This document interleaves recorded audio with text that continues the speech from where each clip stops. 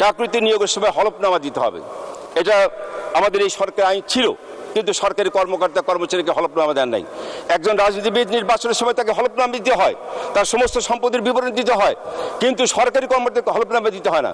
আমার প্রশ্ন থাকবে, চাকরি নিয়োগের সময় তার হলফনামা বাধ্যতামূলক এবং প্রতি 5 বছর পর অথবা প্রতি পদোন্নতির সময় তাকে হলফনামা দিতে হবে, যাতে সে 5 বছরে তার কি পরিমাণ অবৈধ আয় হয়েছে বা বৈধ আয়ের কি সম্পদ হয়েছে সেটা যাতে পরিষ্কারভাবে জাতি জানতে পায়। দ্রব্যমূল্য বৃদ্ধি পায়, বাজার নিয়ন্ত্রণ করা খুব কঠিন হয়। এর একটাই কারণ, বাজার আপনি কখনোই নিয়ন্ত্রণ করতে পারবেন না যদি সেই বাজারে দুর্নীতির অবাধ প্রবাহ থাকে, তাহলে সেই বাজার কখনোই নিয়ন্ত্রণ করা যায় না। আপনি দেখেছেন এবারে কুরবানি ঈদের সময় ছোট্ট দুটি ঘটনা যেটা নিয়ে সারা দেশে আলোড়ন সৃষ্টি হয়েছে।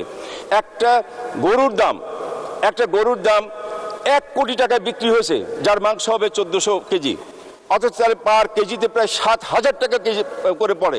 এটা কারা কিনলো, কেন কিনলো?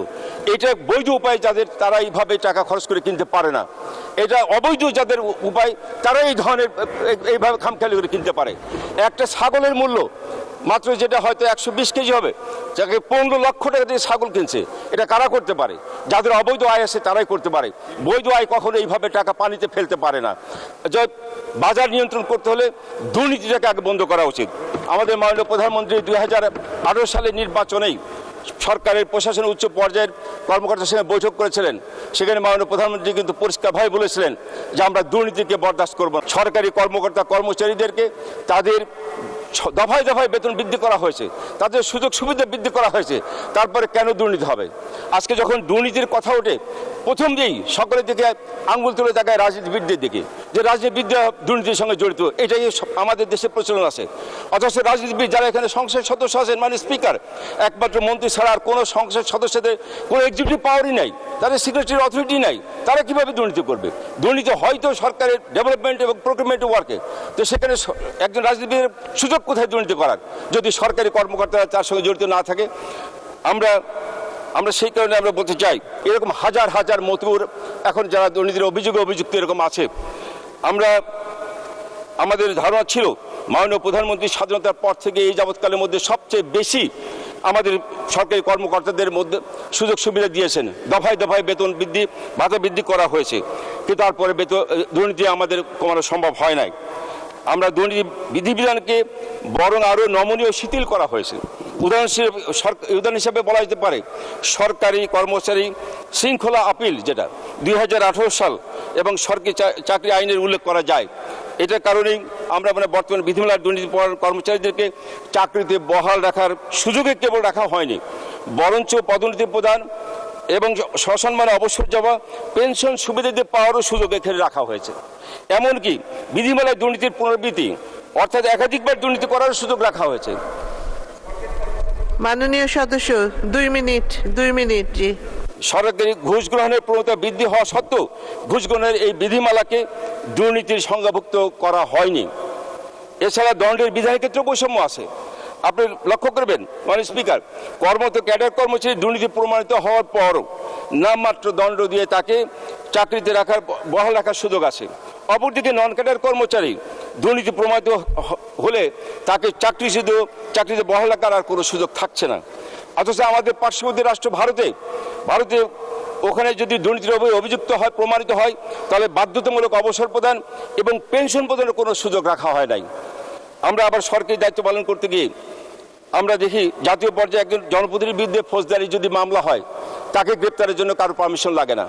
অথচ একজন সরকারি কর্মকর্তা কর্মচারী একই ধরনের যদি অভিযোগে তার বিরুদ্ধে মামলা হয়, তাকে গ্রেপ্তার করতে হলে তার ঊর্ধ্বতন কর্তৃপক্ষের পূর্বানুমোদন লাগবে। এই যে সরকারি কর্মচারী আইন 2018, এটাই এই ধরনের কর্মকর্তাদেরকে দুর্নীতি এবং অপরাধ করতে উৎসাহিত করেছে। কোনো সরকারি কর্মচারী ফৌজদারি অপরাধের শাস্তি 1 বছরের কম হলে তিনি চাকরি থেকে বরখাস্ত হবেন না, তাকে তিরস্কার, পদোন্নতি স্থগিত, পদোন্নতি এবং জাতীয় বিভাগীয় ব্যবস্থার বিধান রাখা হয়েছে, যা সুশাসনের সহায়ক বিধান নয়। অথচ স্থানীয় প্রতিনিধিকে এরাই আবার তাৎক্ষণিক বরখাস্ত করার ক্ষমতা রাখে। মাননীয় স্পিকার, এই বৈষম্যমূলক আইনের কারণেই কিন্তু সরকারি কর্মচারীদের মধ্যে দুর্নীতির সঙ্গে জড়িত তাদের আইনের আওতায় আনতে দুর্নীতি কমিশন বাধাগ্রস্ত হচ্ছেন। এটা কার্যত অপরাধী সুরক্ষার আইন হিসেবে বিবেচিত। আমার প্রশ্ন থাকবে এই সুরক্ষা আইনটি আবার পুনর্বিবেচনার জন্য। আমাকে 2টা মিনিট সময় দেন, আমি 2টা খালি প্রশ্ন দিয়ে আমি শেষ করতে চাই। এই দুর্নীতি দমন করতে হলে আমাকে প্রথমে ভোগের রাস্তা বন্ধ করতে হবে। ভোগের রাস্তা বলতে যেমন রেজিস্ট্রি অফিস, গাড়ির শোরুম, স্বর্ণালঙ্কার দোকান, এখান থেকে প্রতি মাসে আপনি শেষে যারা এই জমি বা বাড়ি বা অ্যাপার্টমেন্ট রেজিস্ট্রি করছেন তাদের তালিকা নিয়ে তাদের কাছে স্পেশাল টিম পাঠিয়ে তাদের আয়ের বৈধ উৎসটা জানার জন্য কৈফিয়ত চাওয়ার ব্যবস্থা করা হোক। দ্বিতীয়ত, গাড়ির শোরুম এবং স্বর্ণালঙ্কারে একইভাবে প্রতি মাস শেষে ওখান থেকে তালিকা নিয়ে যারা ক্রয় করছেন তাদের কাছ থেকে আয়ের বৈধ উৎস নেওয়া হোক। আমার বিশ্বাস তাহলে পরে এই অবৈধ আয়কারীরা এইভাবে ক্রয় করার সুযোগ পাবে না, তাদের ভোগ বিলাসে বন্ধ হয়ে যাবে।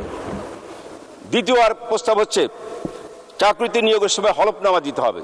এটা আমাদের এই সরকার আইন ছিল, কিন্তু সরকারি কর্মকর্তা কর্মচারীকে হলফনামা দেন নাই। একজন রাজনীতিবিদ নির্বাচনের সময় তাকে হলফনামা দিতে হয়, তার সমস্ত সম্পত্তির বিবরণ দিতে হয়, কিন্তু সরকারি কর্মকর্তাকে হলফনামা দিতে হয় না।